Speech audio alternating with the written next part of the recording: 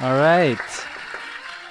We have the late morning program with Namras. This is episode 32 with Mother Guru and Jahnavi. Hello. Thank you for joining Hello. us, guys. Wow. Appreciate it. Such a pleasure. Such an Yes. honor. You've been threatening me with this for the last 3 years, or tempting me with it. But anyway, it really is an honor to be in the studio.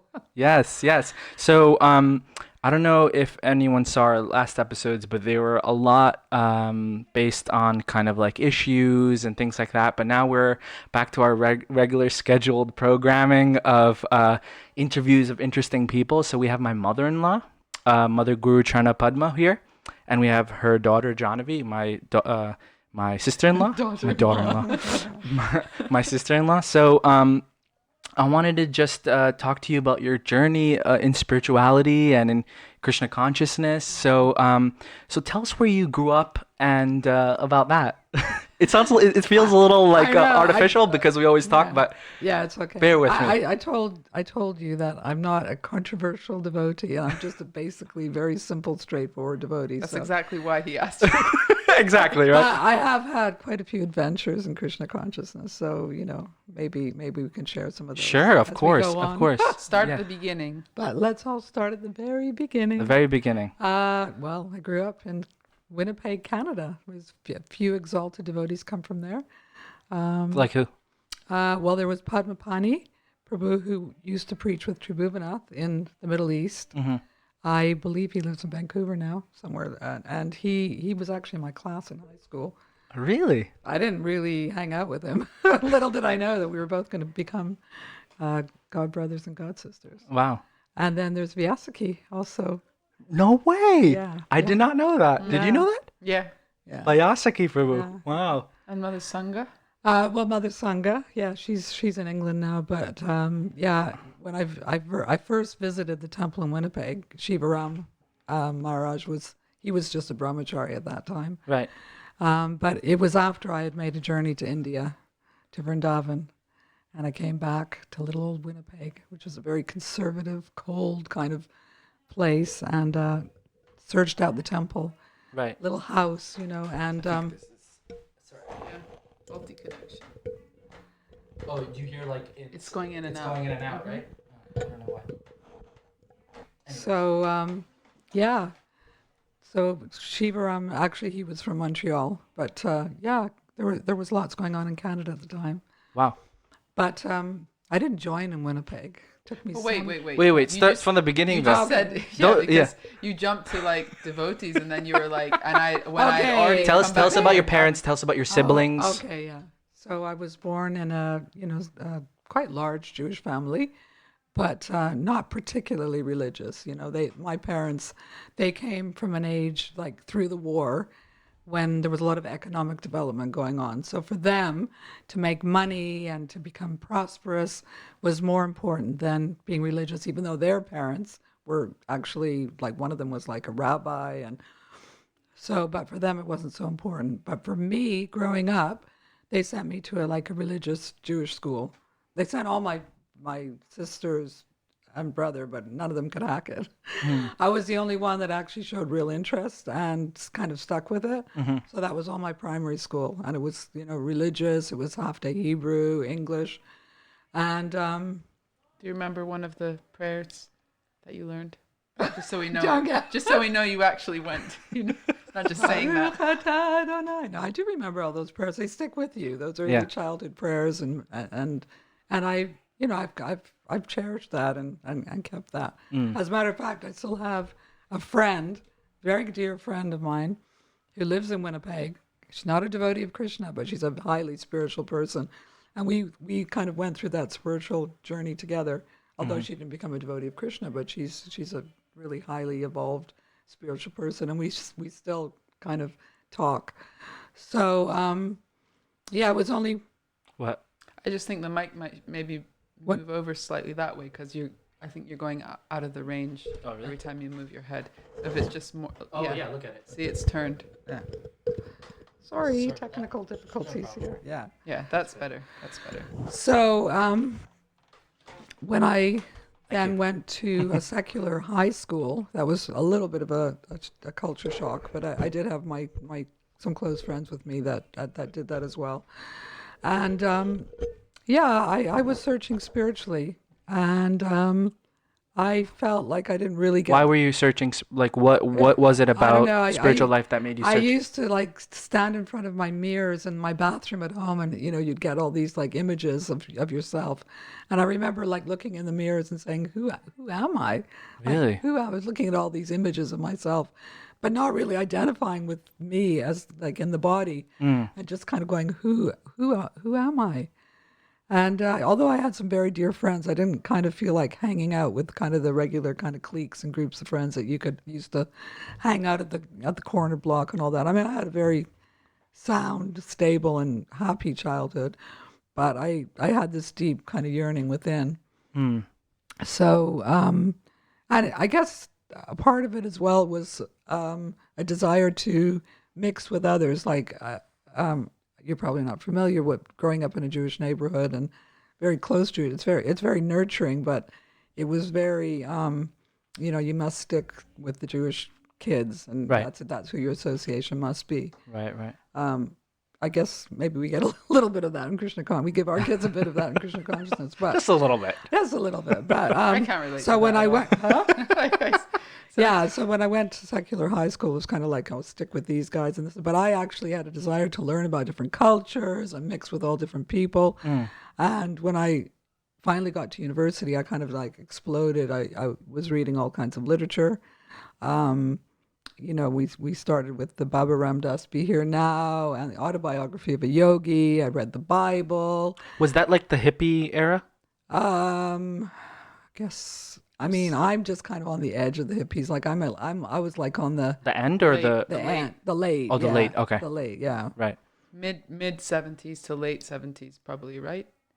You said you joined in 70 77, so it yeah, must have been yeah. 76 I 75s. joined, so it was kind of 73, 74. Okay. Yeah. Right. Um, Okay.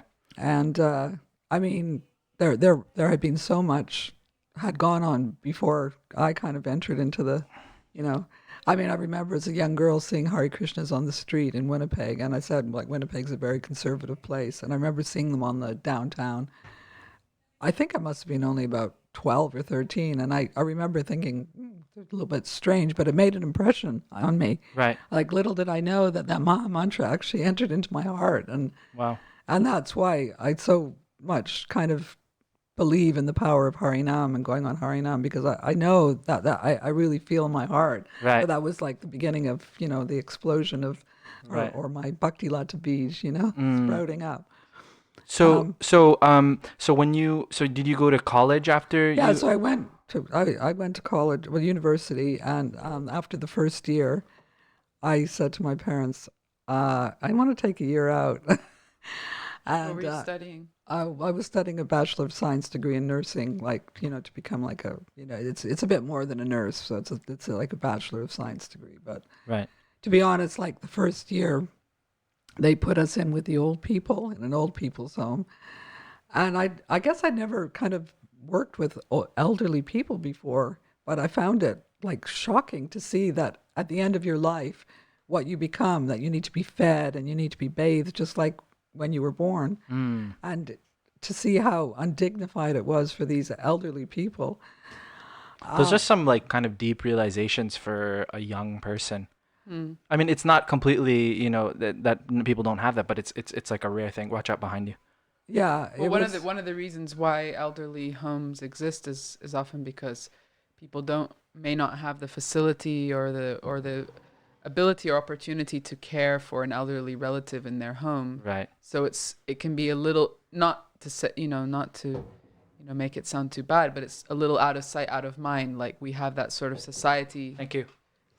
yeah, even now, like even recently, there's been a lot of like even abuse in old people's homes. Right. People, the way they treat the elderly because they just think, oh, they're out of it. They've got Right. dementia or they've. So So you took 1 year off. So me alongside with a friend, of course, me and my friend Leslie, we had started on the mantra kind of path. So we had taken up transcendental meditation, Right. TM. TM, and we even got to the point of the initiation. And we went along. We had to bring incense and a flower, and we were going to get the secret mantra. Did you have to pay for it? We had to pay for it. Yeah. Nice. Yeah. And so after we paid and we did the little ceremony, we both got a mantra.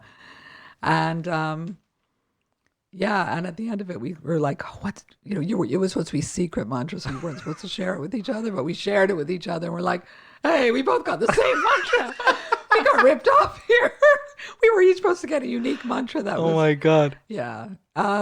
So anyway, I went with her. We decided we're going to take a year out and we're going to go to Israel, you know, and go on a kibbutz and kind of live the life of community. Right. I mean, I was like really interested in, well, I mean, later I heard the phrase simple living and high thinking, but I was kind of drawn to that kind of community living. And so we journeyed and we went first to Amsterdam. And we, you know, lived in a hostel and that. And on the street, I got a Bhagavad Gita on the street. Really? Yeah. And so that Bhagavad Gita, and I got Back to Godhead magazine. And when I saw that picture of Srila Prabhupada, just something connected. I mean, I remember, like, you know, where I was staying in this hostel in Amsterdam, like near the red light district. We were like having to do some work in there to pay our room and rent and all that. And Working in the red light district? no, it wasn't the red light. It was near the red Some light. new things I never knew. No, I mean, Amsterdam was a very hip place at the time. Right. I've actually not been back since, but it was quite interesting. Edgy.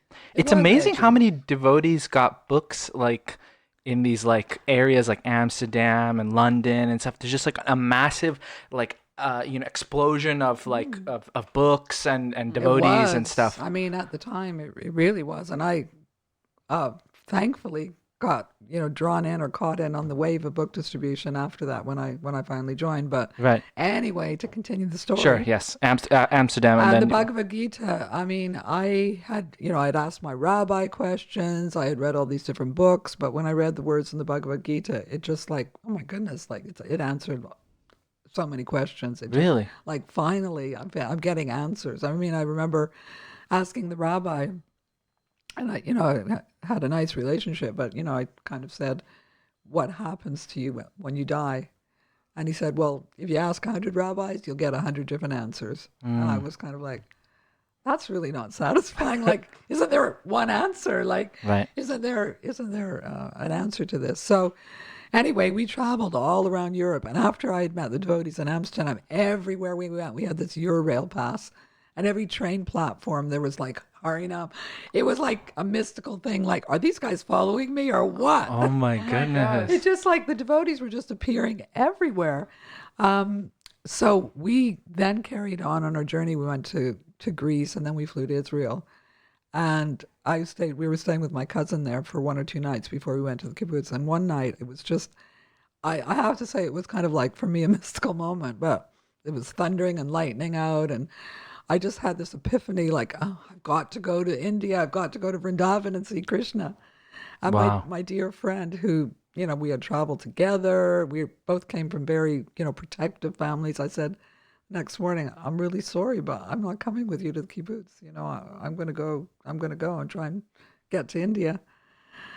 So I never This really, sounds- I never this really sounds- heard this. I never really heard you tell it. In This sounds eerily close to another story that I know. yeah, Yeah, no, I know. I did mention to Maharaj.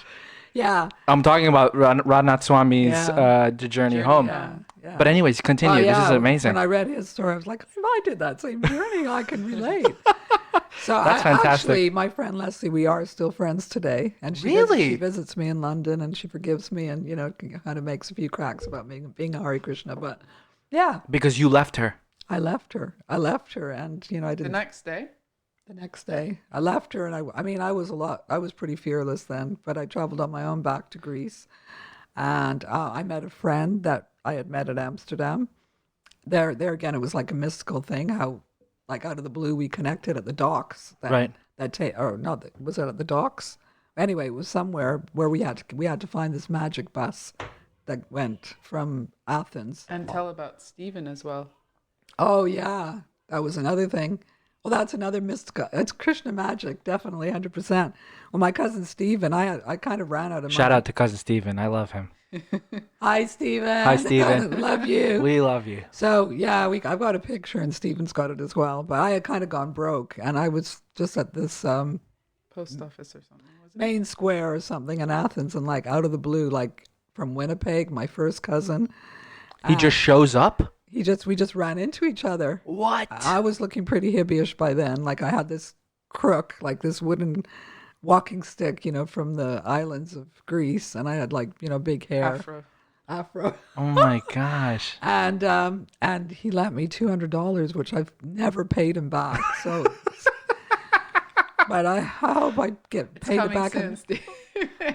He doesn't need it now, but I hope he can. Yeah, but I was so grateful. He saved my life. And the funny thing is that years later, just recently, Stephen somehow by Krishna's arrangement.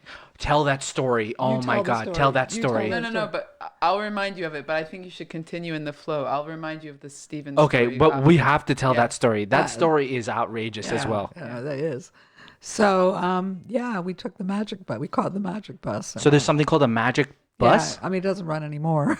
Right, I of mean, course, now yeah. you wouldn't go across those countries, but Right. I mean, yeah, it was Turkey, and then Iran. It's the Before same bus from the journey home. same. But right? just before Same the route. revolution, we went through Iran, Afghanistan. And the thing is, there were druggies on the bus. So at every border, they would come on and check and this and that. And I was just like an innocent, I was an innocent girl from Winnipeg, gosh. And eventually we reached the foothills of the Himalayas in Kashmir. That's amazing. Yeah. Eventually made our way to Vrindavan. How did you know to go to Vrindavan? Well, I read, in the BTG, I had these BTGs that I got on the street. So Right. I had the address, Radha Damodar Temple. Now, this is the thing that it wasn't my destiny, because it was 1975 and the Krishna Balaram Temple opened in 1975, April. Right. I came in July and I had a back to Godhead an old back to Godhead with the address of the Radha Damodar Temple. Right.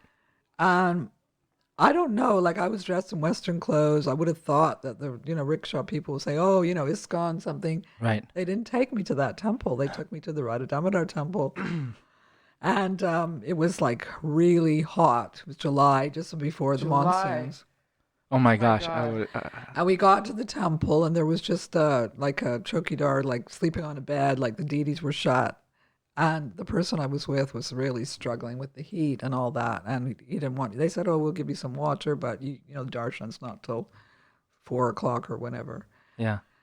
And so we left Vrindavan without kind of, they say you can't buy a ticket to Vrindavan. Well, there you go. I wasn't ready for Vrindavan at that point and left, and eventually made my way all the way back to Winnipeg.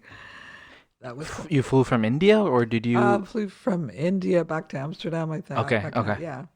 But I thought one other thing was really interesting, which you told me that because the Radha Damodar temple was the only place you went to in Vrindavan. Of course, the Samadhi of Rupa Goswami is there. And you told me that you'd read the Nectar of Devotion in the university library. No, I had actually bought a Nectar Devotion at a bookshop in Delhi. That was Really? the first book I bought. Well, other than the Bhagavad Gita, yeah, the Nectar of Devotion, which was kind of high. Did you know That's it what- was were you looking for that book? I wasn't looking for it. I was just looking for something else by A.C. Bhaktivedanta Swami Prabhupada. Right. And I bought that. No, Right. when I went back to Winnipeg after, then I went, because I had done the 1 year university, and I was going to carry on. And so Right. I had a university library card. And Satsuru Maharaj and his library party had been around all the universities, I think, in North America. Yeah. So they had the full set of Chaitanya Charitamrita, full set of Bhagavatam. Wow. So with my library card, I took out a full set of Chaitanya Charitamrita. That's And, amazing. yeah, and This is when you went back to back after India. after you're in and after yeah, India. and I So went, that trip basically changed you completely. yeah, came back and told my parents, I'm not going back to university. And they were, Really? like, really? How did yeah. they react to that? Well, they were really upset because, I had obviously, they didn't understand what it was. They thought I had been, brainwashed. Brainwashed. And what had happened to I was like a good kid, and they had real high hopes for me, to because I always did really well academically. I was a real disappointment to them at that point. Wow, Very, interesting. very hard. What did your siblings think? Uh, my sister, when I got back to I flew back to Toronto where she was living, and she said, "Oh, Auntie Shelley. Auntie Shelley, hi, Auntie Shout out to Shelley." Hi, Auntie Shelley. Hi, Love you. I mean, if you ask her, she says, "Oh, you smelled," and she just Which like, you What, like Probably did. incense or something? No, no, like body smell. Oh, like not taking bath and stuff. yeah, I'd been on this like kind of long journey. All and, right. I mean, I'm not getting into the details, but I lived in a cave in Greece and Really? on an island in Crete It's like a coffee for a whole trip. month. And You should do a graphic novel of your journey. Radha Swami's is much more, interesting. Well, especially the Vrindavan part. Right. Oh yeah, I had a few adventures. I mean, some of them quite hair raising. Like I don't want to go into now, but yeah, going through like Afghanistan and Iran. Yeah, the way that we were treated, like some of the men, and yeah, Really? yeah. Krishna protected me, but it came into some very close and scary Oh situations. my gosh. Yeah. Wow. So you came back and Came you told your back. parents, and then what And happened? then I went to the temple, and ISKCON Temple, Winnipeg. yeah, Winnipeg. There was probably about 10 devotees there at the time, and I said, "I've just been to Vrindavan," and they were like, "Pounce! Whoa, we've got someone here. They've just been to Vrindavan. Oh my god. Wow, we've got a new recruit." Anyway, it's the story. It's a little disappointing at that point for me personally because they were like, I was visiting regularly, and You were living at home. I was living at home. It's really hard when you grow up. Like I had a very close family, big family, aunties and uncles, and there's no way I could have joined in Winnipeg because it would have I was already breaking their hearts, like my parents didn't want to talk about what I was doing to it was embarrassment. It was very close yeah. knit community. So yeah, I was kind of trying to be normal, but and then the devotees, one thing is they said, "Oh, we're going to Chicago. It's going to be the Ratha Yatra. We're going to meet Srila Prabhupada, and please come." And I hesitated at that point, and that's been a real lesson for me. You never hesitate or don't take an opportunity, because that was my opportunity to see Srila Prabhupada, and I didn't take it. Right. So yeah, they went, and I didn't join at that point. I traveled a little bit across Canada visiting other temples and community, and there was a community in British Columbia.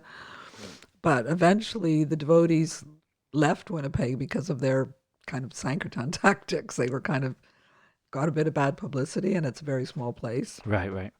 So they left, and they left me with a lot of the paraphernalia that, like the dais for the Bhagavatam and pictures, and I was just like dreaming of the devotees all the time. And I had this paraphernalia, and I would connect with a few of the people that used to visit the temple. So yeah, eventually made my way. It was an interesting story because the devotees went from Winnipeg to Minneapolis, Yeah. and then from Minneapolis, like this cohort of devotees, and then from Minneapolis they all went to Chicago. This is under Shivaram Maharaj, and then Shivaram Das Brahmachari. So eventually I was on my way to New Vrindavan because I wanted to live simple living and high thinking. Right. So that was it. I had it. I tried for 2 years from the time of meeting the devotees to enjoy myself, and to I still wanted to squeeze the last little bit of enjoyment out of the material world. I knew if I had gone to Chicago, that would have been it. I would have joined, and I was just too attached.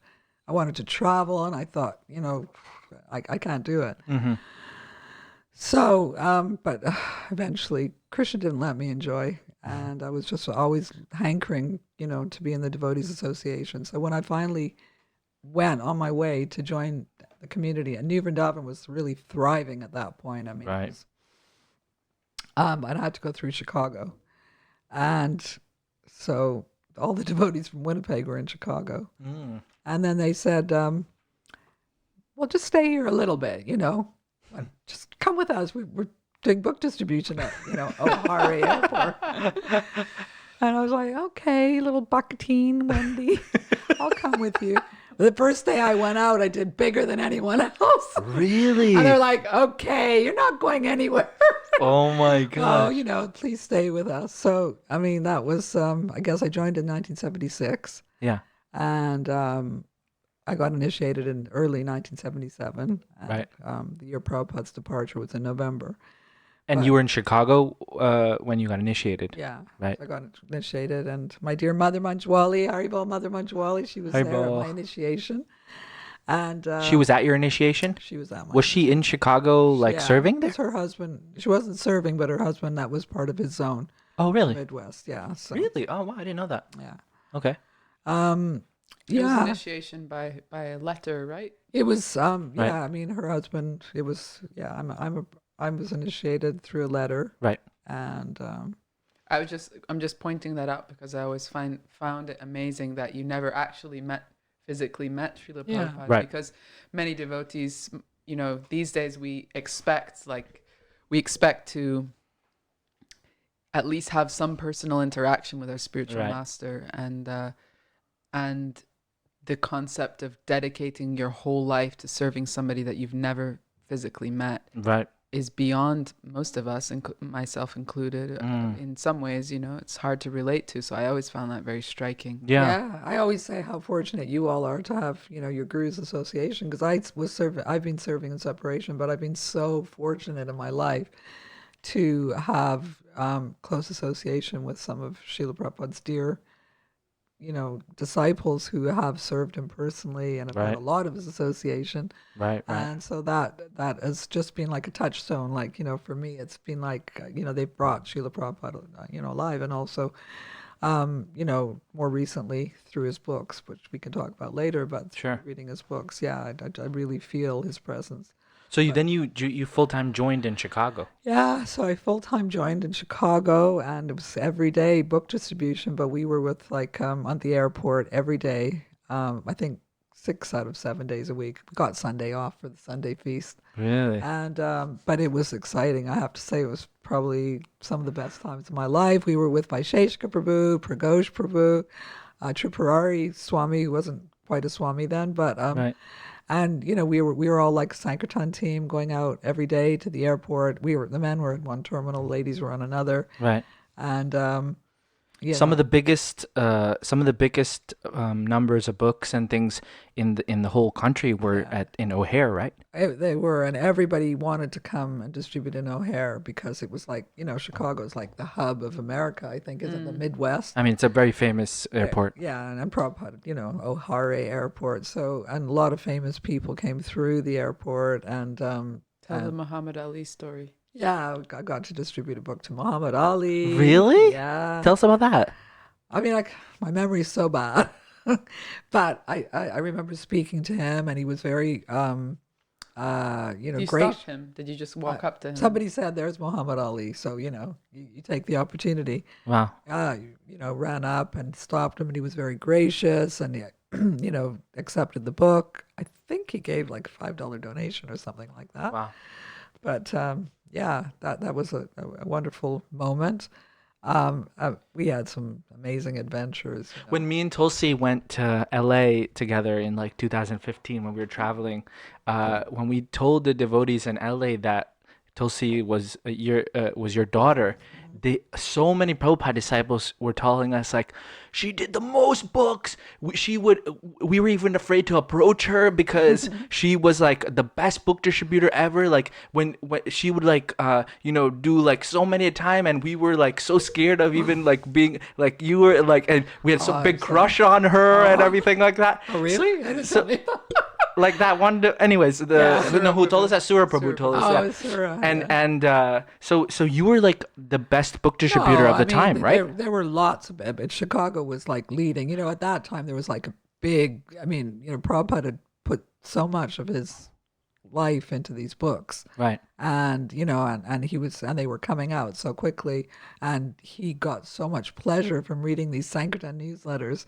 So there was a huge international competition. amongst all the temples. There was the Sankirtan newsletter where you got temple scores, Yes. and you got individual scores, and everybody wanted Prabhupada Yes. to see their name. And so, Chicago did, like, we had quotas. Like, I had to distribute 500 Krishna books a day. That was like a quota. No. 500. And then 500. 500 Krishna books a Yeah. day? And then at one point we had 500 BTGs. The men had to do the Bhagavatams.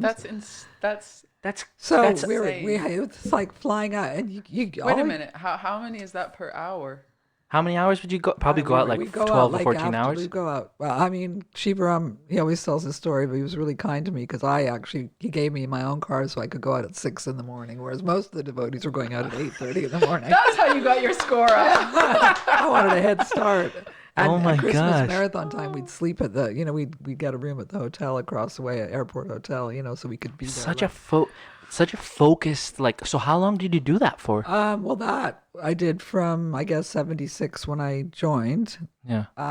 to 79. I was sent to London, and that began a whole other adventure of street Sankirtan. Right. Joining the Why were you sent to Well, that London? was at the GBC at the time. Jai Tirtha, they had, I don't know exactly what happened, but he had relinquished that zone, the Midwest, Okay. but he still had London. That's so interesting. Yeah, and so he was allowed to take like 5 devotees with him. So he took, he selected 5 devotees, and I was so sad to leave Chicago, and I Oh had my gosh. no interest to go to London. It was so much like the military.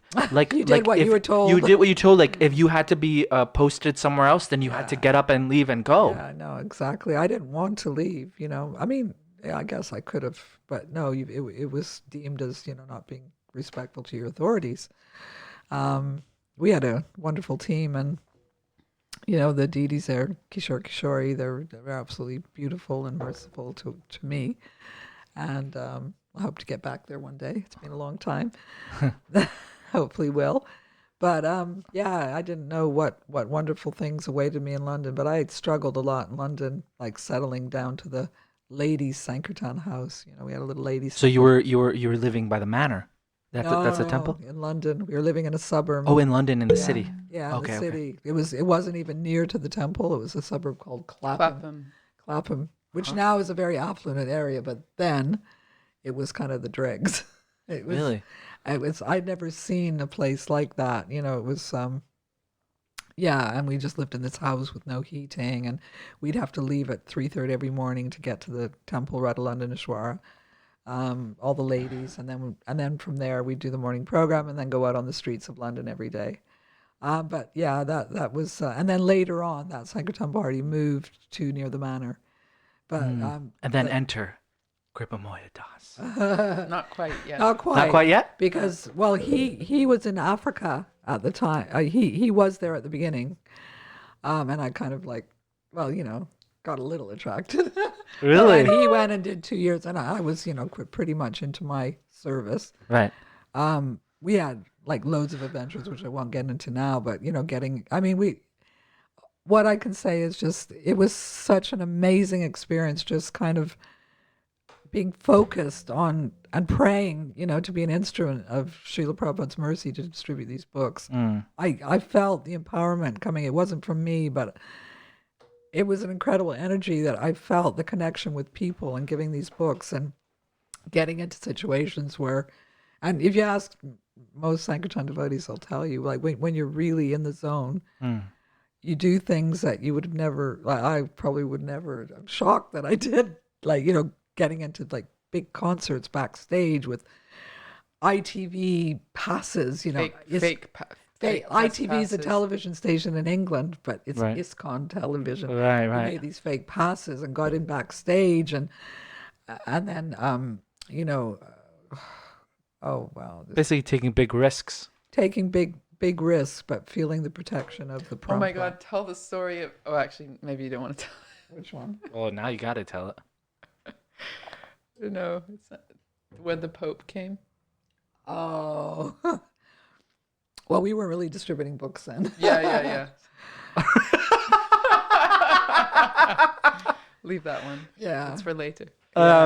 So then when did you meet? So tell us a little bit more about how you met that Kripa Moya Prabhu. Right. So Well, then first tell a little bit about the ladies' Sankirtan house near the manor, because that was a really nice time, right? It really was an amazing time. And I'm very close. That ladies sangha that we had was very special. We had also the association. We were very fortunate with Mother Yamuna. She was living in England at the time. Really? So our Sankirtan leader, Kamaduk. Because they had the connection with Jai Tirtha Prabhu as well. Jai They- Tirtha they'd was been- giving them shelter, Dina Tarna and Yamuna in England. Oh, okay. And so they had it set up maybe about half an hour away from the manor, and they had a cow in their garage, and they had their deities, Shri Radhabani and Bihari. So I think it was once every 2 weeks, we would go and spend a whole day with them, and we would all be engaged. Some would clean out the garage, for the cow, and some would work in the garden. Some would polish the paraphernalia. Some would get the opportunity to cook with Yamuna in the kitchen, and then she would read us, stories and tell us about Srila Prabhupada while we were honoring and taking prasadam. Wow. So that was really, really special. How many of those ladies do you still know? Well, my Sankirtan leader, Kamaduk, I'm still good friends with. I mean, in England, we have a really strong network of God sisters. Right. And one very close God sister, Gopi Mata, she lives in Kansas with her husband and coach. Oh, right. Yeah, I know her sons. Yeah. Yeah, So, we're really close as well. And, She was there as well? She was there as well. Oh, She okay. joined, I think she joined in England, but she's American, obviously. Right. And coach is English. Right. A number of devotees who met me in England. They're like, "You look like Ankota," saying to me. Yeah, I was like, yeah. "Who is this devotee?" And then I met him. I met his sons first, Yeah. and then I met him, and I was like, "Yeah, I could see the resemblance a little bit." Yeah. But anyway, so you still keep in contact with them. Quite a few of them, actually. I mean, That's really cool. I've been in England probably over 40 years now, and some of those relationships that I have now go Right. back all that way. Quite a few of them. Wow. We have a very close ladies sangha in England, which I'm very fortunate to have such wonderful God sisters. And we had me and Gopi Mata, we went to Iceland. That's a whole other magical trip where Krishna arranged all these things for us to distribute books in Iceland. I got to go round the world, got a round the world ticket. Actually, Krishna fulfilled all my desires because I didn't want to join because I really wanted to travel. Right. And wanted adventure. And we got to go travel around the world, distributing books in Hong Kong, Philippines, Guam, in the South Pacific. We stayed there for a month. Hawaii, Amazing. yeah. So then when it was at that point after that round the world trip that, they were trying to kind of arrange a marriage for me, and Were all your other all the other ladies, they were also getting married at the same time? well, Gopi Mata got married before me, and it took me a while to come around to it. Because when I joined the temple, all the ladies wanted to get married in Chicago, and I had just joined, and I'd shaved my head, and I'm like, You shaved your head. I was like, you guys are in Maya. Like, why do you want to get married? We got we want to, we've got to just devote ourselves fully to Krishna and all that. Right. So it took a while for it to come around that actually I had a desire to get married. And so, my Sankirtan leader was trying to, match me up. Yeah. But eventually it was, eventually I suggested the name of my husband. He had come back, from Africa. Probably suntanned. No, and he was Exotic. trying to raise money for the Ethiopian printing of the Sri Ishopanishad, and he was up north, and it was raining and cold, and Shivaram Maharaj called him and said, "Hey, Kripa, you want to get married?" He was like, "No." He said no. He said no. Yeah, he said no. Did they say specifically to you? No, he didn't say it to me. He just said he just didn't want to. But I was told he didn't want to, and then Right. and then I guess he had a thought about it, and he was like, "Yeah, I think he was scared." All right then. I think he was scared to. Right. because I guess I had a bit of a reputation, and he hadn't had much association with ladies. Right. Right. But yeah, so eventually we got married in 1982. Some great things happened in 1982. Really? What else? You got married. Yeah. My Guru Maharaj took sannyas. My sister Oh. was born. Oh yeah, right. Yeah. What else happened? A few other things that I yeah. remember. Yeah. In 1982, Yeah. But it's at the manor, you got married. we were one of the first. There had been a long period of no marriages at Bhaktivedanta Manor. Yeah. And they didn't do marriages like for the community like they do now as well. But like amongst the devotees, there hadn't been marriages. And I remember we were like the first devotees to collect for the mandap because they didn't use mandaps or anything like that. But my husband he wanted to do it authentic or something. So, we had collected. We had to collect for our own wedding. We collected. And one god sister, it's her birthday today, Sri Kama.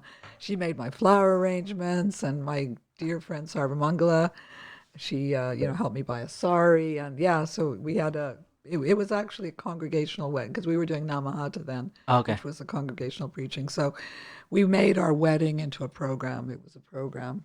We had the wedding, and then we had a big reception. Bhagavat Maharaj now did the wedding, right? Bhagavat, yeah, and Bhagavat, yeah. I just saw him a few days ago. yeah. So he was Big Bhagavat, we used to call him. I don't know what he looks like now, but he was big then.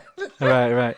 Yeah. So he did the wedding, and Bhagavan at the time was a GBC. So Bhagavan, yeah. Bhagavan, he gave a lecture at the wedding, and he also spoke at the reception as well. And we had Havidas doing some beautiful songs. We had Wow. then was it Bhaktivedanta? You weren't there. I'm looking at you. Maybe she was there in a different. Yeah, maybe. You saw the video though. Yeah, I saw that video as well. Yeah, we had plays, and then we even had my family didn't attend, but my husband's family attended, and they were like rocking it up in the kirtan. They had never done that before. Amazing. It was so sweet. They're dancing. Knees up, it was like knees up kirtan, and we've got it all on footage. So Wow. And then after you got married, did you still live in the temple, or you got a place, or? no, we didn't get a place because there was a crisis then in the UK. We had, many of our leaders. There was a few periods of crisis in England. Where the leaders, left, the gurus, and so there was a lot of financial difficulty. Plus, there was a lot of there weren't many devotees. So I think it was 2 years after we got married, we were on a full-time marathon just to raise money. It wasn't even book distribution; it was selling paintings, just to keep the temples from, being taken and. By the mortgage people or whatever. Really? I hardly saw my husband, and it was really hard for him because I was doing really big on the paintings, and it wasn't his thing. I mean, he's great at so many things, but Right. selling wasn't his thing. Right. Whereas for me, I'm more of a Vaishya. And all that money went towards the temple. All that money, we didn't take a penny for How long ourselves. did you do that for? That was for 2 full years. Oh my gosh. And then after that, Where were you living at that time? Well, I was living still at the Lady Sankirtan house, and he was living, I think, on the road. So you didn't live together, and you hardly saw each other. Yeah, for 2 years. Yeah. Oh my God. And then after that, we did the Bhaktin program together because they had a pretty good program at the manor. We had this Chaitanya College at the time. Mm. So we did that for a time, and then You ran it, you mean? Yeah, we ran it. They were trained at Chaitanya College, and then they came back down to the manor. So it was the next phase of their training. So we lived separately at the manor. I lived, in one place, and he lived in another. Mm. So this is why I got married in 1982, and my first child was born 5 years later, 1987, when we finally got together. Wow. Yeah. And then we did the congregational, the Namahata preaching, which, we were from the book distribution, all the names, we would gather all the names that people wrote in with the slips at the back of the book. And that started the Bhaktivedanta Book Trust in England. And we worked there, and we developed the first database in England of interested persons. And the first computer We bought the first IBM computer. I've got the receipt for it, £4,500. Wow. Oh my And I've gosh. got the receipt as proof, but it was this big hunky, the monitors looked and all that. And You bought it just to enter the people's names in? yeah, yeah. Yeah. Already thinking It was big. it was primitive stuff though. I mean, it was a real primitive, but it was high technology. Right. Yeah. So you did that And yeah, until we worked at the BB. It was called BBL. And actually, when Jahnavi was born, we brought her every day. She would hang out with us in her playpen and in the atmosphere. You obviously don't have any recollection of that. No, I remember. I remember it very well. Really? Yeah. And I'd be, working on the computer, and we did a newsletter called the Folk Friends of Lord Krishna. It was called, yeah. and then it became Namahata. So we would do this newsletter. It was all with, we didn't use computers for that either. It was all, what did you call it? Layout, Layout, and yeah. Wow. like by hand cutting out, and pasting everything, and then Yeah. And then Tulsi was born 2 years later. Yeah. Tulsi Wow. was born 2 years later. And then- yeah. God, it's all a blank after that. Tornado Tulsi. Yeah. So when did you actually like get on your own feet in the sense of living outside of the temple? I think it was just before like Jahnavi was born, so like 1986, something like that. Like 4 years after we got married, Yeah. we rented a place with another couple, and then and after that we bought a place together, and then yeah, but then it got too much because after I had two children and then they had two children, it was like we all went our separate ways. So yeah. Right. And so we've always lived near to Bhaktivedanta Manor, which has been such a blessing for my family. I have to say, living near a community and engaging with having your children be a part of that community. I think, they say it takes a village to raise a child, but I can honestly say, like at Jahnavi's initiation, so many devotees there who were aunties and uncles who nurtured them, and Tulsi and my son Mali as well through those years. Like, Tulsi used to go clean the toilets with Pranabandhu Prabhu. She was in all the dramas, got involved in the dramas. The children went to school at the manors. All their friends were there. And we were just like walking distance away. So, Right. very close by. And we had, lots of families who had children at the same time. So we had family festivals together as well. Wow. If we didn't, I always like to do child-friendly things. So sometimes at the temple, it wasn't always so child-friendly. I remember one Govardhan Puja.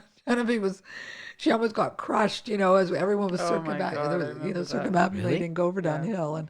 And at that time, well, it used to be that all the children got cows. Remember, you got a little cow. If you go around Govardhan Hill, they'd give you a little plastic cow.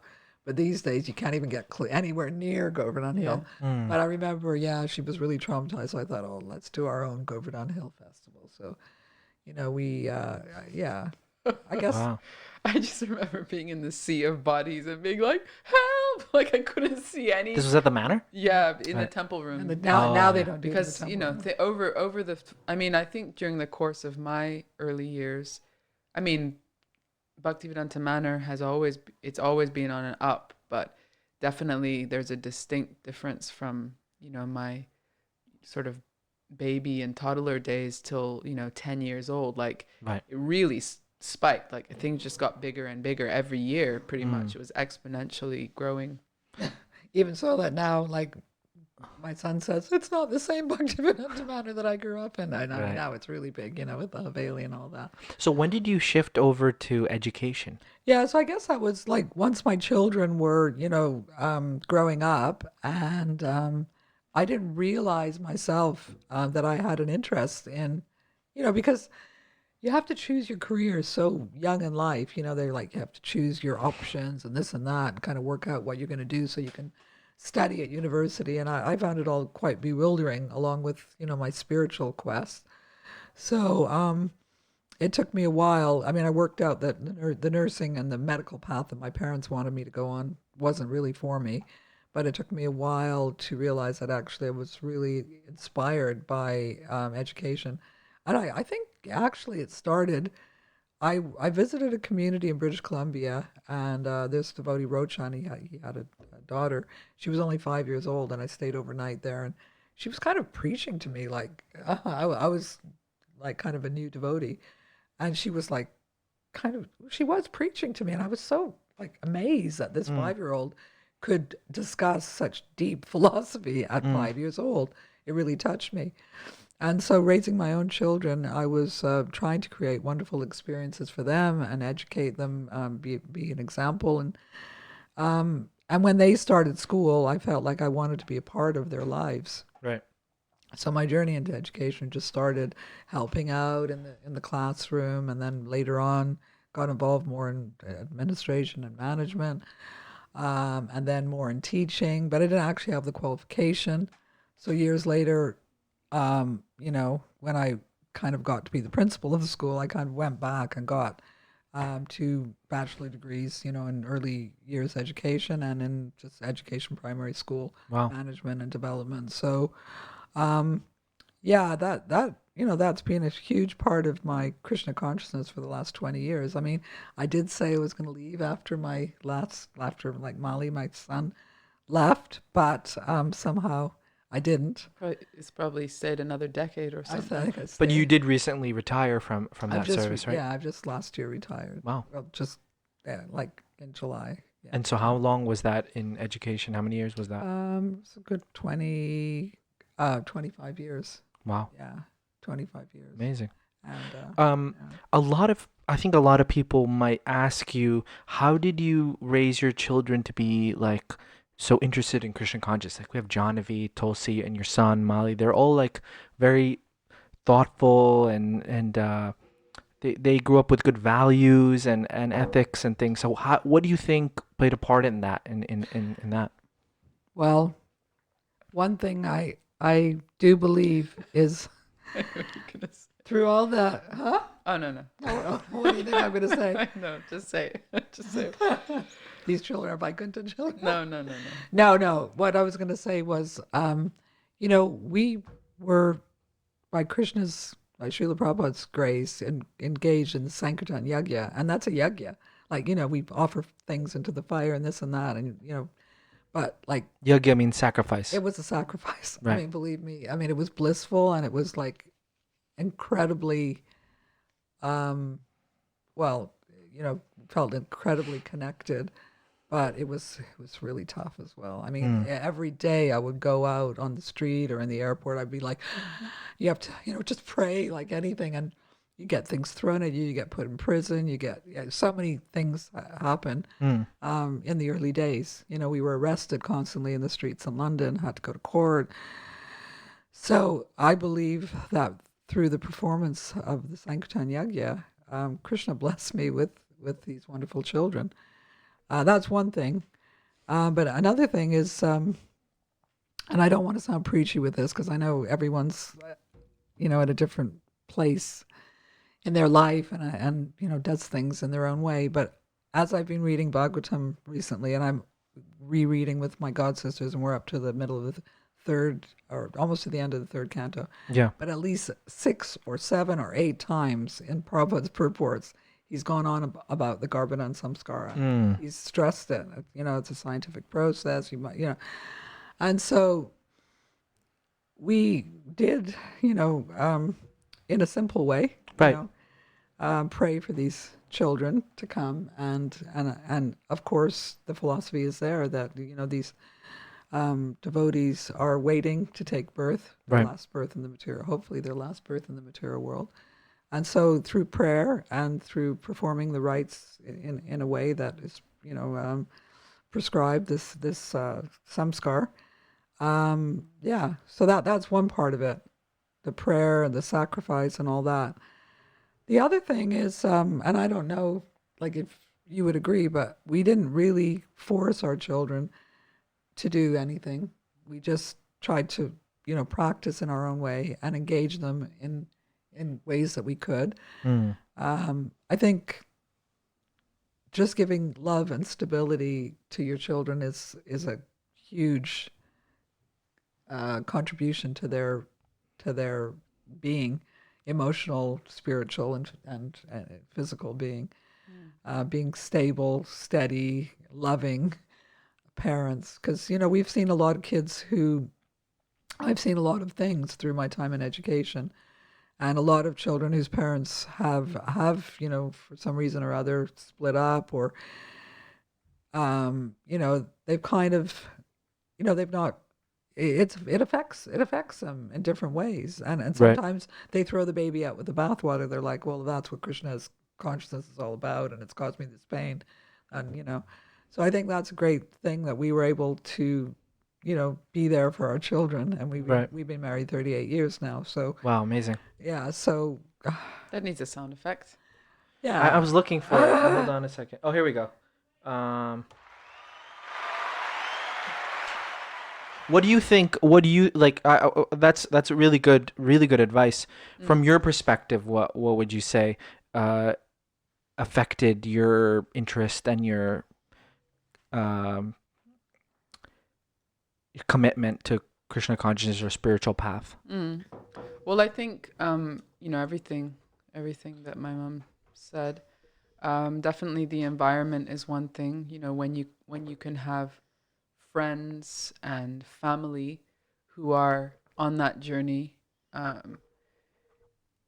you don't. Later on, when I was a teenager, and when we had to kind of go out more to regular school and things, then it got a bit bumpy. It was hard, but Right. especially in those early years, to be able to have this solid foundation where we're all in this together, we're practicing this lifestyle together, and all of my friends basically were, in that world with me together, and so there's again, that stability of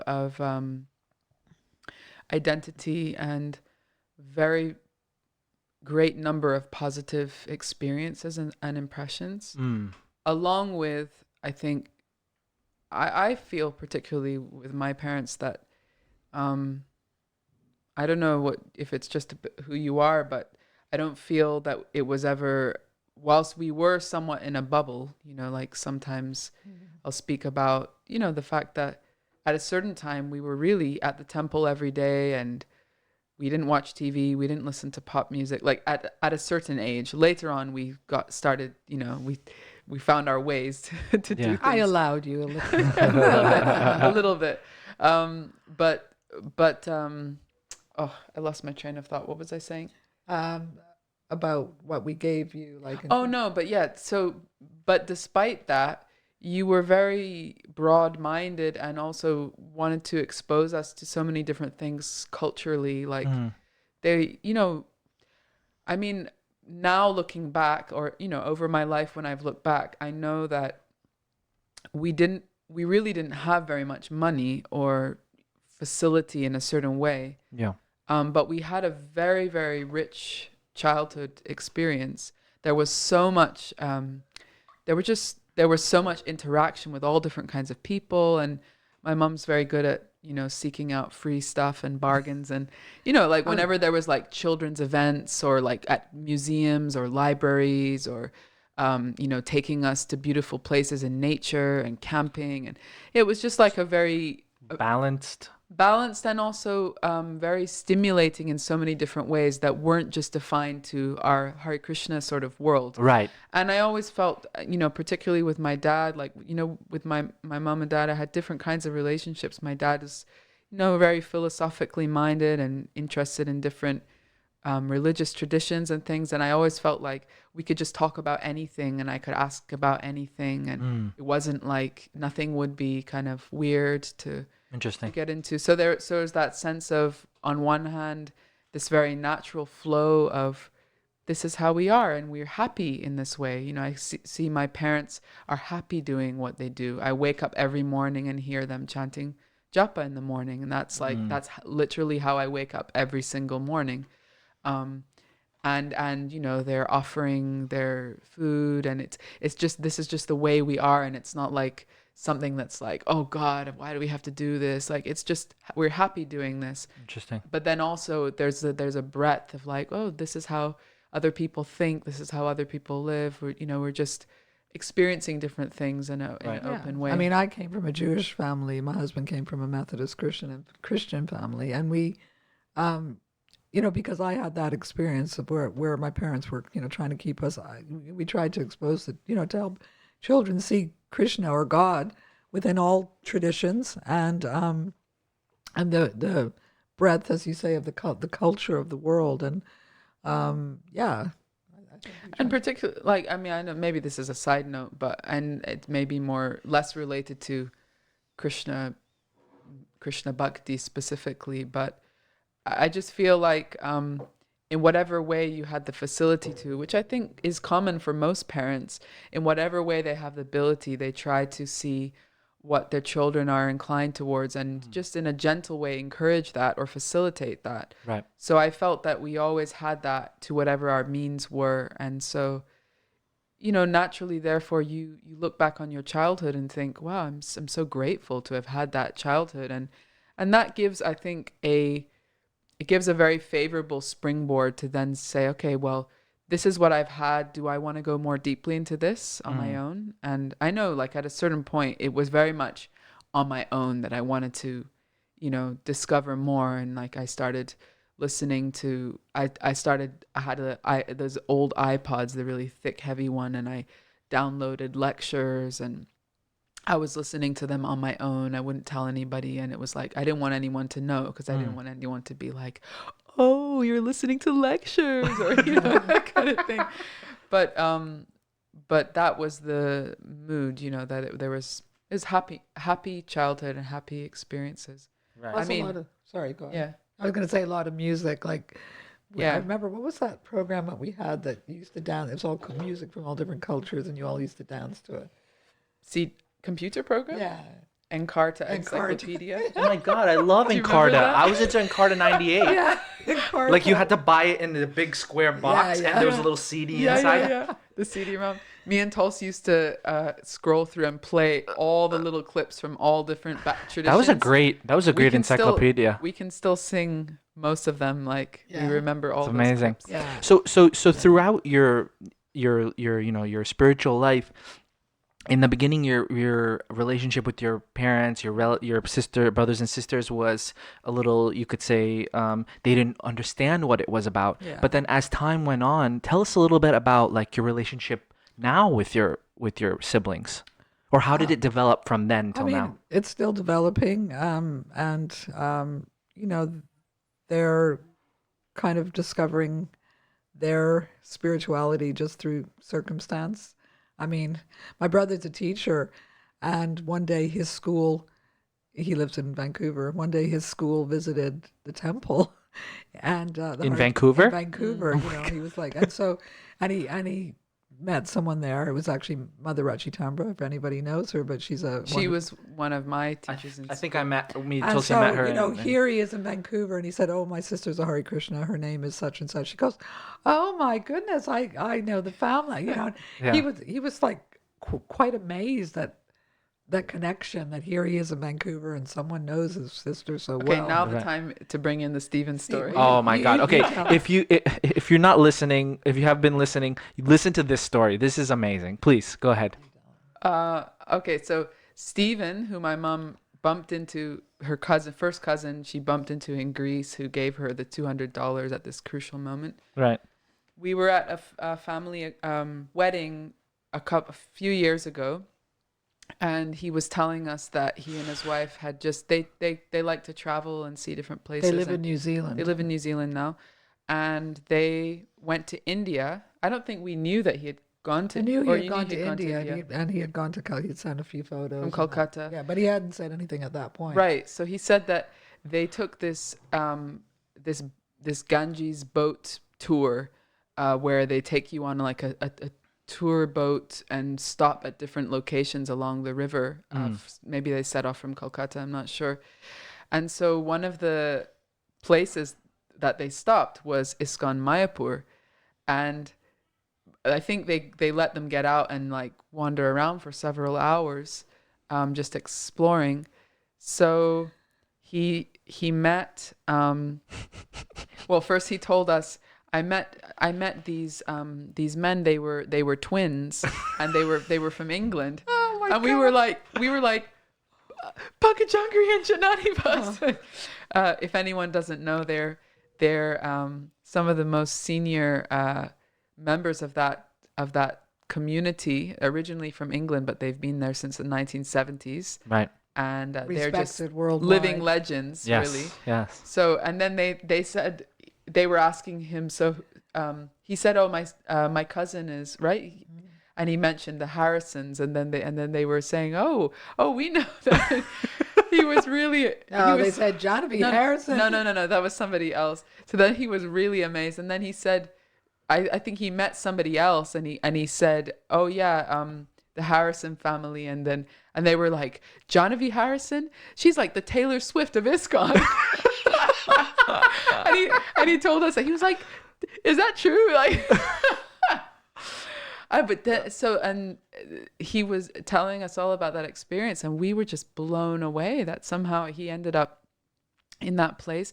I feel like there was something else he also told us that was so amazing about that experience, but now Cousin Stephen is listening to this. Please write in the comments what Yeah. did we miss Tell from this us amazing story. Yeah. But and so you've been married for 38 years. Tell us a little bit about like how like your realizations from being married for that long. Like, how did you keep it together? How did you be a team? Still How did trying. No, we I think we found some way, obviously putting Krishna in the center, as Prabhupada says, and we always tried to do some. I mean, our generation, we kind of really embraced the missionary kind of, well, what Srila Prabhupada really pleases him, is by actually sharing Krishna consciousness with others. Right. And so that was very much a part of our lives. And we would do events and programs. We would bring the children with us. And we try to do fun things with them, as well as, not just drag them around to different programs. Right. But we'd have different adventures. So as the children were growing up, we would continue with the programs. We'd go to Glastonbury Festival. And, the children would have fun, but we do our, programs, outreach, meeting people. So I think because me and my husband are very different people, and we have our astrology is like, whoa, opposites, even he's such a wonderful devotee. And I feel blessed, to have him as my husband. But, we challenge each other. It's not easy all the time. But, I've learned, I've stopped trying to change him into the person that I would want him to be. Right. And just accept that he is good. He's so good at so many things, and so respected in England for all the wonderful ceremonies he's done. Whether births, deaths, weddings, hair cuttings, but he brings these real life experiences into real substantial, moving moments for families. Plus all the wonderful lectures, and of course he's famous for his kirtan, so that's what attracted to him in the first place. He played mridanga and he led fantastic kirtan. Every young brahmachari is attracted to a good kirtan leader. Right. Yeah. So we worked at it, and we're still trying to do. Although I was mainly focused on the Gurukul and education, and doing a lot, with the children, giving them various opportunities to develop and achieve their potentials. Right. But we still, tried, and now we're kind of moving into a different phase of our life. Not quite Vanaprasth, but we're trying to do some preaching together. And yeah, so we I think I gave you this advice before you married Tulsi, is that, we really need strong, the man needs strong friendship circle of God brothers, or, good people who you really, we talked about this the other day, that you have the same values, and Right. you can confide in and share your realizations, and the woman needs that as well. So I feel I've got a really strong network like that. Right. And that kind of helps me through the challenges that I may face. sometimes. That's a good segue into what I wanted to ask you about. So through the years, I'm sure you've seen so many of the other people in your peer group like that they left spiritual life. Now, what is different about how you were kind of your journey and how you kind of sustained it throughout these so many years? So what tell us a little bit about I that. mean, I guess for some, I mean, as I said, we had some rocky periods in England, where leaders, left. And Like crises of quite, faith so and there were stuff. a lot of crises of faith. Right. And I don't know, we were very fortunate in the sense that as the community developed in England, like the kind of, the Gujarati Indian community as that kind of realized Bhaktivedanta Manor as their home and got involved, and the other, oh God, here we go into the terms. Here we go. Here we go. Okay, anyway. I know somehow or other, That's funny. we were able to integrate or be a part, and kind of, we didn't have any challenges like that. Right. We became very close with all different factions of our community. So I don't know. I mean, for everyone, I mean, everyone's journey is individual, Right. and I guess we tried to not give up on chanting, and we tried to maintain our practices. I was sharing the other day that, like, for our children, we were very, very careful about offering our food, our offering to ensure that they had Krishna Prasadam, and that we did as well, Right. because Maya is a very subtle thing, and it's kind of you don't even realize it's happening, and I've kind of experienced that kind of thing. Sure. You start not chanting your rounds, and then you just don't realize it's happening, and all of a sudden you're kind of like, well, do I really need to do this? Is it really making a difference in my life? Right. Right. So I just think, paying attention to, it's like they say, it's a razor's edge, paying attention to the detail, especially some of the key things that Srila Prabhupada stressed, and yeah, being, I guess, always trying to share Krishna, or trying to relate with others, and elevate them in some way. It strengthens your faith. I mean, I went into nursing originally because I wanted to help people, but when I experienced the taste of actually sharing Krishna with others, and how much gratitude they have, and how satisfying that for me was, like, wow, that's really the high. It increases your faith as well. So because we've been engaged in that way, in kind of outreach and trying to share with others, I think it's helped our own faith as well through all the crises, and child raising, and all the struggles in the material world of trying to balance everything in Right. our lives. Yeah. Do you I forgot what I was going to say. Do you have anything to add? I'm just no. I just think you've had such an amazing life, and I think what the most amazing thing is about you is that even though you've had an amazing life, you don't see yourself in that way, and don't. Right. You're such an understated person. Yes, and yes, yes. You don't. One of the reasons I think Nam wanted to have you on the podcast is because, my dad is very much like a public person, in the sense, Yes. for many years he was very well known and leading kirtans and giving classes, and my mom is known, but not. I think a lot of people don't actually know her story, or Yeah, I mean, and it's amazing so story. inspiring, but Not so amazing, but Super. you don't get to say if it's amazing. Very, Prabhupada's very amazing. inspiring, and very, So, what would you say to women who feel kind of like marginalized in ISKCON? I'm sure you felt like that as well in your many years. I mean, I didn't at the time. I was telling someone the other day, we were, making a an appeal for all women to be able to give class, at Bhaktivedanta Manor, which has now been passed. But, Really? I was saying that, You're allowed to say that one. yeah, it has. No one been listens to this podcast. But no, there was some resistance, and I was saying that in the early days. Some resistance from women giving class. Yeah, there was a Oh. sound effect. Resistance. Resistance.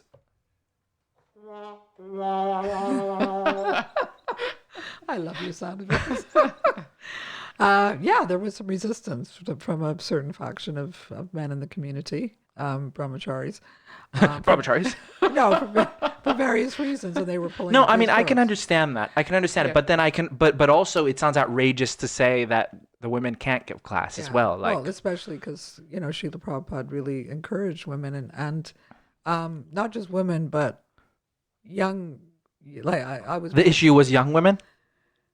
There was an issue of young woman, but it was a married woman, a young woman who is. If you're fully listening to this podcast, don't write to Bhaktivedanta Manor. The Yeah, situation please. has been resolved. Yes, yes. So Don't there's don't make it no- into a thing. Don't yeah, get us in trouble. Controversy or Don't get us into trouble. Yeah. No, but when I was saying that when I joined, we weren't really encouraged as women to give class or to lead kirtans, other than in our own little women's groups. Right. And I guess after some time had passed, I think these issues started rising, because there was a whole period where women, through different leaders and all that, it didn't really align with what Srila Prabhupada, the mercy Srila Prabhupada had shown to women, to the early ladies, Kaushalya and Yamuna and Vishaka, and given so much personal attention and encouraged so much, allowed us to take Brahmin initiation. So there was an imbalance there, and certainly in relation to the society that we're living in. It was clearly like people would visit our temple and say, well, don't the ladies ever sing or give class and all that kind of thing. Right. So we didn't feel marginalized at first because we were just kind of blissful and absorbed in service. But after some time, I think, there were, there were many situations. I mean, I was given lots of opportunity because I was, a Sankirtan devotee and, bringing in Lakshmi and distributing lots of books. Right. Right. So, but other women, did have to undergo certain treatments that were not very nice, privileges, not given privileges. So I think when I see the younger generation, like, Jahnavi and Tulsi and, so many of their friends, I don't want them to go through what we went through. And I was making this point that, they are kind of leading the way now, leading wonderful kirtans. They're giving classes. Right. And probably from their last life, have a lot more realization than even I do, who was raised in a kind of meat-eating family. And, they've had a relatively pure upbringing. Right. So there should be, Srila Prabhupada would want these children to have all opportunity to, Srila Prabhupada said these ladies are our secret weapons. He said, he told us, he really saw that the ladies were a great asset to our movement. So, Well, what would you say to someone who is feeling marginalized? Not necessarily someone who grew up in Krishna consciousness, but someone who is like newly joined and they feel like, oh, this is like mostly men here and men are running everything. And like, how would you talk? Like, if someone confided in you and saying, I feel like this, what would you say to them? well, we will look at the particular situation and, and if we had to have, empower them to, either speak to the management at the time. I'm also involved in on the ombudsman team of the UK, and I'm a mediator as well. So if there are conversations that need to be held, I see. I think it's important that we raise these issues. There's infrastructure for that conversation to happen. Absolutely, yeah. Right. Yeah, I don't know what it's like in other temples, but at the manor we have we have a temple council which is representative of lots of different factions of our community, and we have there's avenues and channels with which we can address these things, and they do need to be addressed. Anything to add? To that point specific? I don't know Yeah, how you felt my point growing or up, her point. like, as Huh? as a young woman, Did if it? you How if did? you've experienced something like that where you felt, that you or others. Wasn't there something years ago, like some festival, and they didn't want you to sing? I was in Ukraine. Yeah, that was in Ukraine. I wouldn't get into that now because that's another country. But Right. um, in terms of in England, yeah, I think it's very interesting. It's really about what you have experienced to be normal. Because I think till a certain age, I didn't really notice that women didn't give class or didn't Interesting. really lead Yeah. kirtan because I Interesting. just wouldn't expect them to. I never saw it really Right. happening. Same as when I joined. It was, yeah. Right. And I think only like there were, some, I could say, other people like me who'd grown up in the movement, but older than me. I remember one specifically, Chakrini. She started leading kirtan and she had a, incredible voice. Yeah. But that was the first time I believe I'd really seen that. I don't recall it that much. There was also Gorangi, but really it was quite rare. Mm-hmm. And I think, at a certain point I became more aware of it, and perhaps then it's not that I started to feel uncomfortable. I think also the values in the world, like things have been layering on top of one another for quite some years now. This sort of climate in the world about equality, Yes. I mean, it's been for, decades, centuries, really, this struggle for equality between men and women in the Western world specifically. So, in one sense, it's very gradual, and these gradual changes have been happening. And so the place that I grew up is not the same place now that it was. But I could say my experiences generally have been relatively empowering. So Yeah. I haven't had to experience anything too difficult in that regard. But similar to what my mom said, I think it very much varies from place to place. Mm. And I've also traveled pretty extensively and seen that variation. So I think that there's a lot of there's so many conversations to be had. There's so many things that need to be ironed out all over the world. But I remember one person used this analogy of it's like turning a ship. It turns very slowly. Slowly, You right. turn the wheel, what's Yes. it called? The I wheel. don't know what it's called. But the ship itself turns very slowly, and you might be looking and thinking, why isn't it just? But that's just the pace that something that big moves. Yeah, it's a Yeah. good example. It yeah. is a good example. You and still we're- have to put a lot of effort. We're Yeah. seeing that at the Manor, that it's a culture shift and a paradigm shift, for, Yeah. for all factions, the men and the ladies. And whereas things are happening and they're changing, but slowly. Like it used to be that the women, couldn't be in the temple room for Tulsi Puja. They'd have to go into another room. But now it's changed where they couldn't chant japa in the temple room at the same time as men. That's changed as well, where the ladies weren't leading Mangalarti ever or Guru Puja, and now that's changing. But, it's taking some time. It's a slow shift, and it is, but I feel positive that it is moving in the right direction. I feel those things, they're not good things, like when you tell them to leave or not give class or things. But do you think they mostly came because they didn't want the brahmacharis to become grihastas? No, I think it's fear. I mean, Yeah, like that fear that the brahmacharis are gonna leave. fear from their side that they're going to fall down or something like. Yeah, They're yeah. trying to stick to their vows and all that kind of thing. But Which is valid, but there's Right. a time and a place for that. Like if a temple is not exclusively a monastery, it doesn't necessarily make sense. Right, and I right. do feel that within the temple there has to be a code of conduct and behavior and respect for each ashram. Yeah. Like I would say that growing up, the way that we behaved at the temple, the way we dressed and everything, there was a sense of a code of how you are respectful around, the opposite gender, Yes. which that may have also gotten eroded over time, which I don't necessarily think is a good thing. Like I think there are kind of proper ways of Yes. being in Good point, yeah. in a place of worship that keep a certain respect and sanctity to that space. Remember, Right. you and Tulsi never would go in. You would never go in Western clothes to the temple. You always felt really. That was her. She's still like I that. know. She's very, very sensitive about that. She just didn't like people to like give her a bad look or something. Yes, or, yes, you know. yes. Yeah, but And- there's a certain culture. Like you don't bring a mobile phone, and well, you shouldn't bring a mobile phone, Or like, you for know, instance, we never had our hair loose in the temple Yeah. because there was an understanding that like hair is it's beautiful, it's an attractive thing, so you kind of respectfully just keep it tied back in the temple. That was Like a value, conservative. a conservative kind of values, yeah, Right, in right. that space, not out of fear, but out of respect. Right.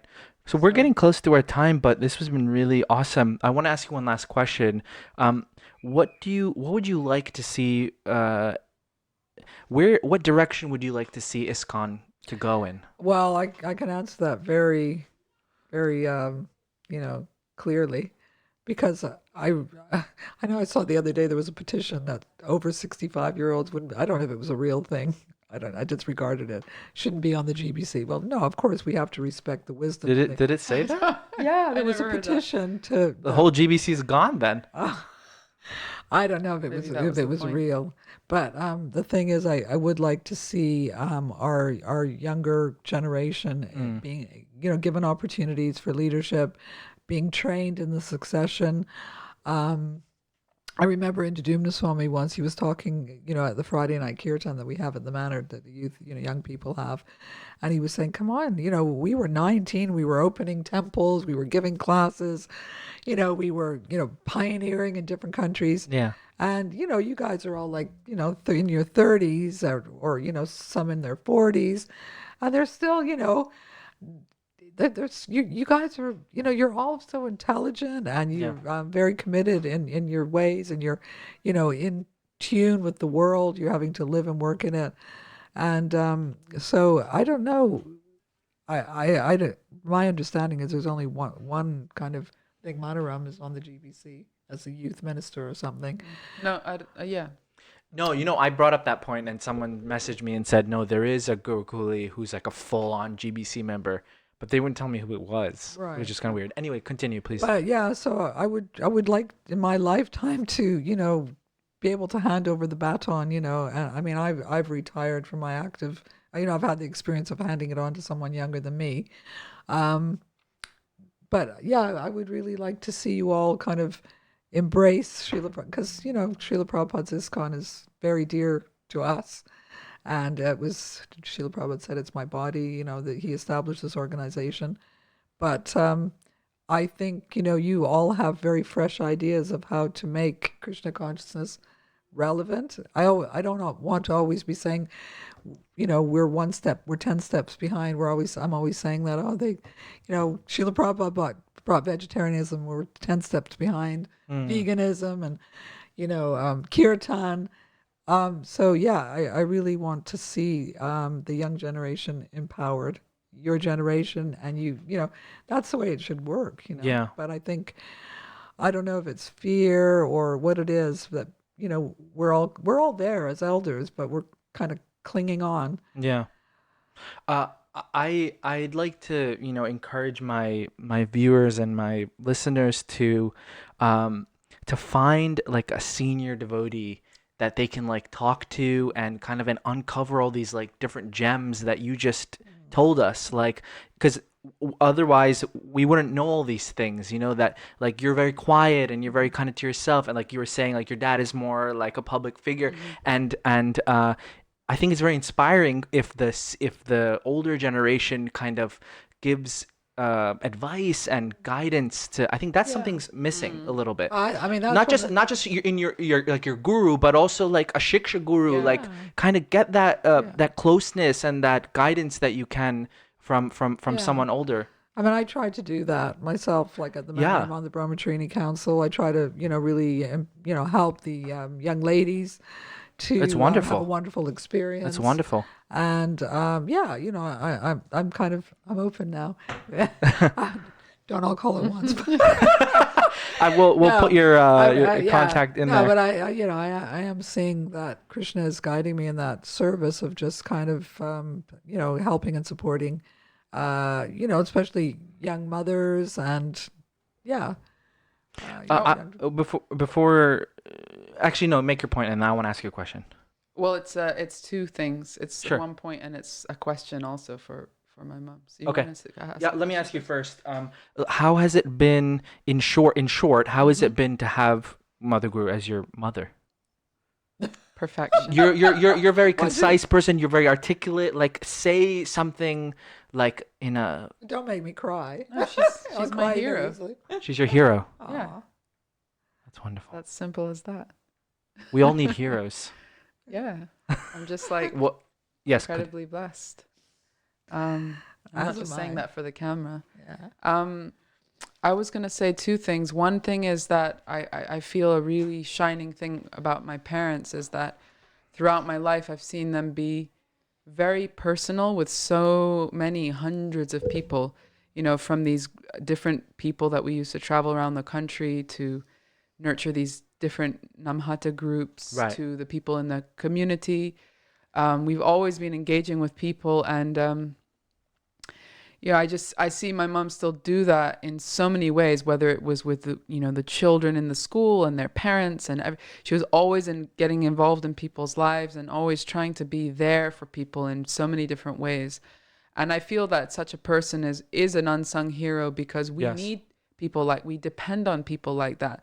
But usually you only see the interaction they're having with you. You don't see the hundreds and hundreds of people that they're Yes. doing that for. Yes. But I think when you're the child of somebody like that, you do see it because that's the sacrifice that they make in the family is they're giving their time to so many other people. And that's not a criticism. That's something I admire. But sometimes I say to my mom, like, okay, come on, you're now like at retirement age. Like you don't have to give your time away so much. Just have some time for yourself. Right. But I think it's something of their values that they, if they feel that they can serve someone or help somebody, like any person that will come to you in the temple, if you can be there for them, like you'll have these appointments of, oh, I have to go and, meet this person at the temple because they really, they have something on their mind. But you're the same, and so either you've imbibed it or I'm Yeah. trying not to be. we're both always like, I know, get overwhelmed.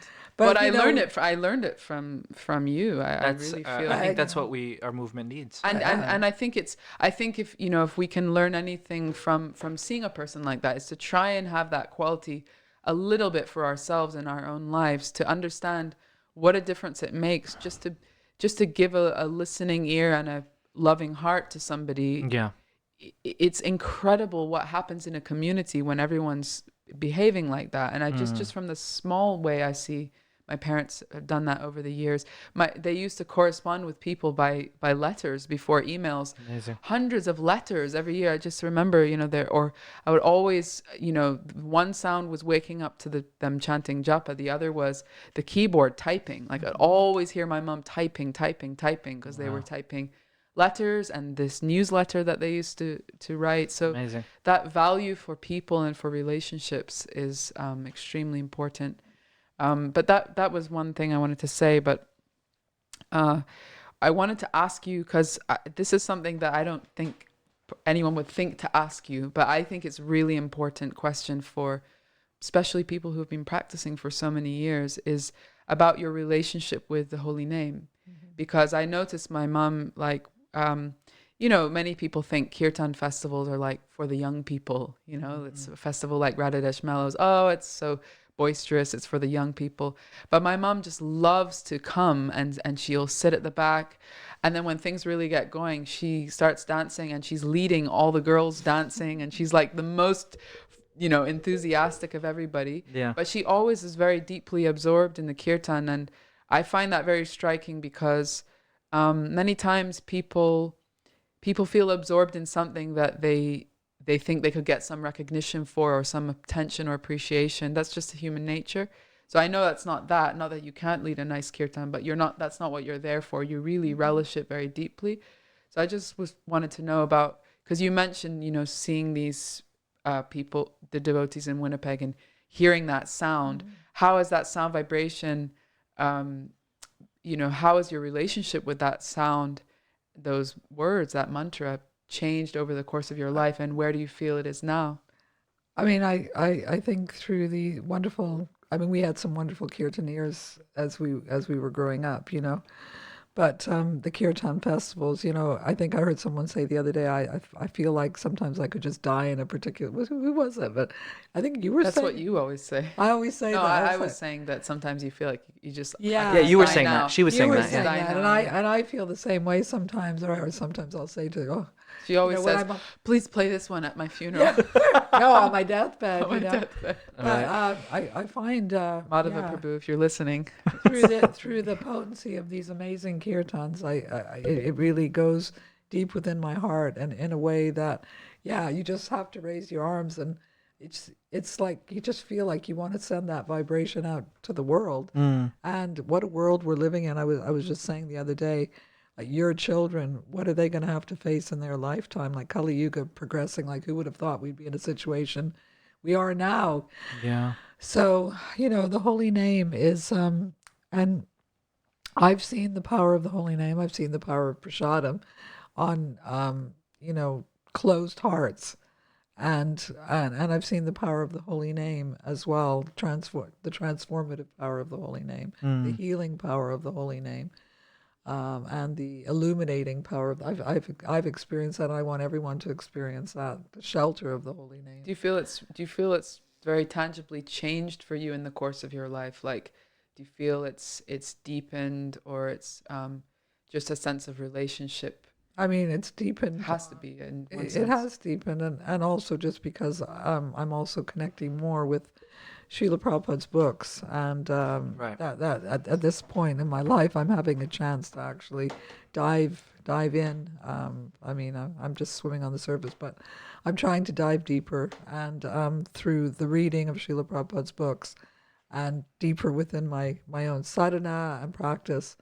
It's I'm grateful. I'm grateful for that, and I'm grateful for this incredible family of devotees we have worldwide, and I have so many cherished relationships that really help and support me in my practice. I noticed that about Yeah. like you've been living with us for some time, and the way you invest time in your god sisters and Yeah. your friends, and that's very inspiring. I think Yeah. that's it speaks a lot. Yeah, we support each other. So that support, yeah, that's important. Not everyone has that. And you know, it's life. So many things happening. So many devotees, you know, have challenges in their lives. You know, this year we've had so many challenges, but the support that we have from our, you know, friends and our community, and we've seen that just recently. You know, we've been chanting for this wonderful devotee Ananda Kishori every day, you know, 200 devotees, you know, online chanting to support this wonderful family. And I said that's community at its best, Yeah. you know, that we can be there for each other Yeah, it's amazing. and just chanting the holy name. Great. I think one last thing. Yes, one last thing. One last thing. I think you should sing a little bit. Oh, should we sing together? Yeah, we can Please sing together. We did a lot. I was mentioned about music. I didn't expand on Not it. Scarborough Fair though. No, not Scarborough. But we did use. Why not? That was my favorite. What should we sing? I think this is the first time anyone's ever sung on the late morning program. Hare Krishna, Krishna. What should we sing? Come on, harmonize. All right. Okay. Or should we sing Sitaram because it was too soon? Oh, Sitaram, yeah. Sita? Sitaram, Sitaram, Patita Pavana, Sitaram, Sitaram. We blew it. That's okay. That's okay. I don't want to put you guys on the spot, but thank you so much, Mother Guru, for Thanks for having me. it was Having all awesome. It this was really nice. And Jahnavi, as always, thank you. We'll leave you with that. Late morning program, episode 32. Check us out on Spotify and all other podcasting platforms, YouTube, Facebook. Haribol, good night.